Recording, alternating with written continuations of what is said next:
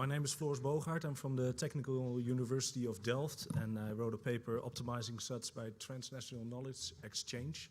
And it did the paper with Jelle de Jong from TOW, Frans van der Ven from the Technical University of Delft as well, and John Blanksby from the University of Sheffield and the Pennine Water Group. In the next minutes, I would like to show why transnational knowledge can be very important on SUDS, the Sustainable Urban Drainage Systems. And I would like to show you some of the Dutch stormwater-related problems, and probably will be not only Dutch, but recognized by you as well. And some solutions as well. Skills integration, new technologies is an international project, Interact 4B. And I would like to show you 3 short-skinned examples of how transnational knowledge would work in Europe. Well, first, why transnational knowledge? I think we are all looking for space for water.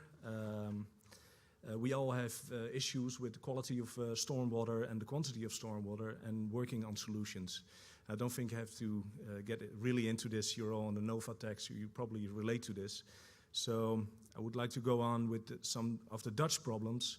And the main problem is the figures above. You can see 1900, when is Holland not really urbanized till 2005, when you see a lot of paved surfaces. And that's the main problem in Holland where we're working on, is restoring the natural water balance.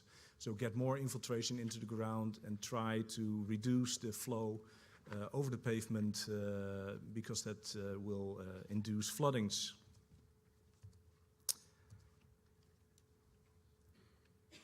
So that brings one issue in Holland, that the quality of the stormwater. Is it really clean? It's considered to be clean, but if you can see on the movie, for example, that's a stormwater sewage with a lot of foul connections. And I don't want to really get into that, but in the paper there's a cost-effective procedure to locate these foul connections by temperature measurements, for example. You can see on the left another example is a copper building, which the stormwater quality exceeded 1,400 times the Dutch quality standard, for example. So there are some issues there. And especially if we talk about infiltration, for example, there are some guidelines for stormwater in the Netherlands, and mostly there are decision trees like this. And this is in Dutch, but mainly you choose the category. It can be industrial, commercial, or residential, and then it's decided if there's a purification method needed. And in Netherlands, we have not only one water authority, but we have 26. So the 26 decision support systems, which makes it quite hard to make disconnection projects sometimes. So it shows the different views we have on stormwater quality issues. And of course, there are a lot of solutions. There are more than 100 SUDS implemented in Holland. But the main issue, the solutions are there, but which one to choose? Because they are different on quantity-based, on quality-based, and they can give a lot of solutions. But the main challenge is which one would you choose? Which one is adapted for your specific situation? And what criteria would you choose from? Is that the maintenance, or is that only the cost? Is it the removal efficiency of the SUDS, for example? Because good examples are not hard to find. We'll see a lot of them on the novatech, of course, and I think you all have some brochures on your desk where you get, and they're very nice, good examples. But how will it look after 5 or 40 years? And probably a lot of them will look like this as well. Clogged systems, less of maintenance. So there are some issues on the BMPs and SUDS on this level as well.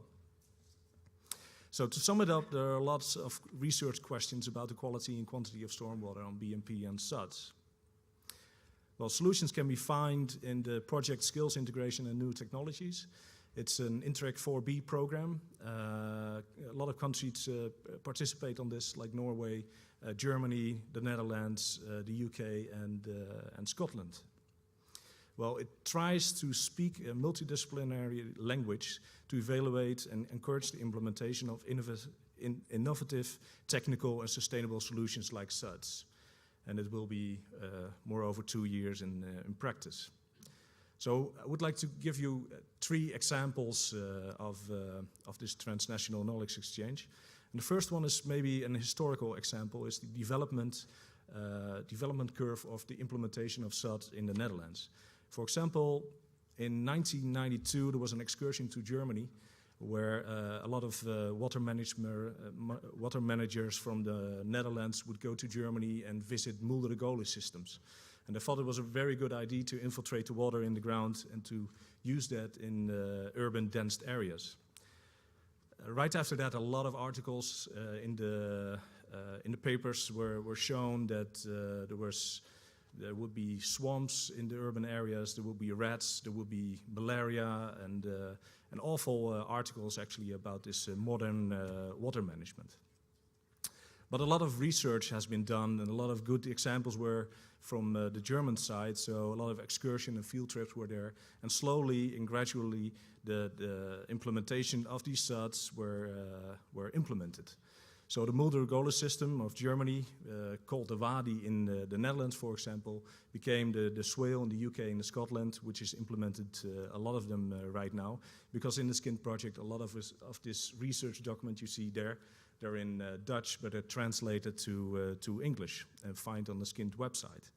And finally, you can find translations in Japan as well. And there's a lot of transnational knowledge exchange with countries in the world for now. Well, second example is the stormwater policy.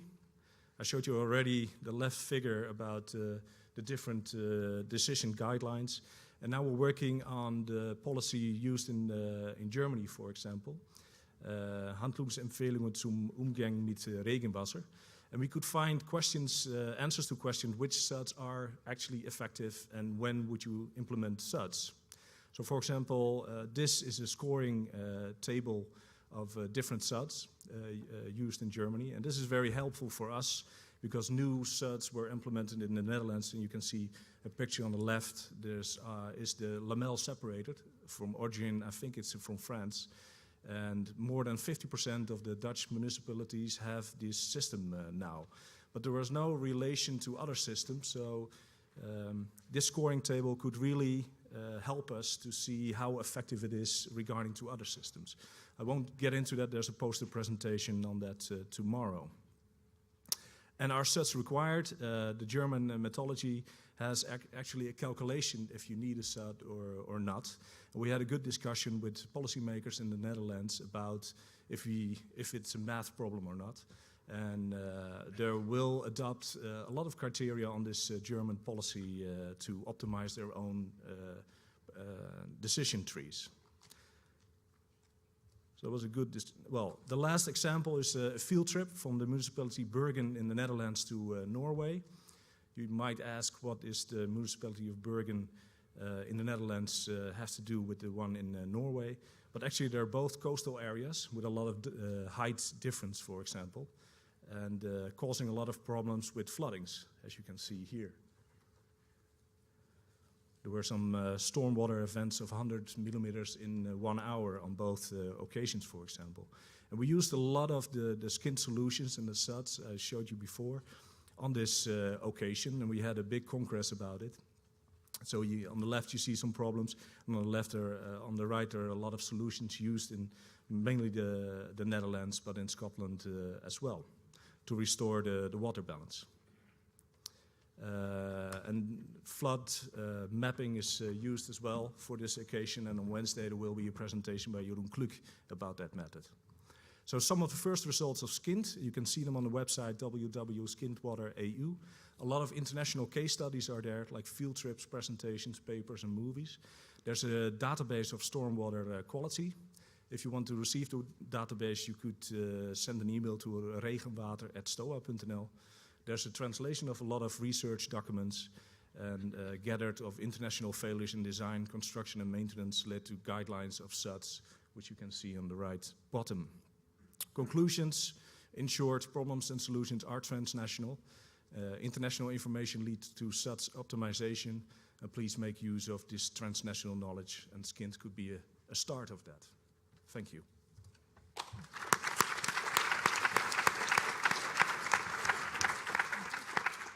Thank you. Some questions or comments on this very interesting presentation?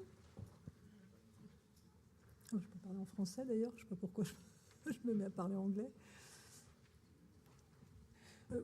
Moi, j'en aurais une. On a parlé hier dans le workshop du groupe Socoma de I'm l'aspect... very sorry, but I don't speak French. I I'm don't sorry. have the, Yesterday we spoke, we discussed the fact that SUDS BMPs, that sort of approach, was could be very cultural. And as you have done this survey and this transnational knowledge basis, did you see this cultural effects on different part of the different lands countries you studied? Yeah. In terms of method, in terms of techniques, in terms of way of taking the problem? Yeah, you can see a real cultural difference on SUDS. For example, the Netherlands and Germany are really quality-based, wherein the UK and Scotland are more on the quantity basis to really keep the water in, for example. So, and there's a lot of knowledge about different SUDS in different countries. So, it's very nice to have a lot of discussions on this subject and see the cultural differences. Yeah. And the second question is, can it be possible to feed this database?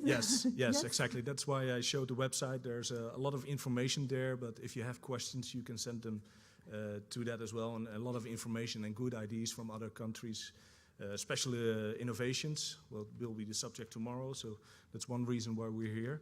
But it will be perfect. Yeah. Okay, thank you. Une dernière question, commentaire? Ben, merci, et puis on va passer à l'exposé suivant. Merci.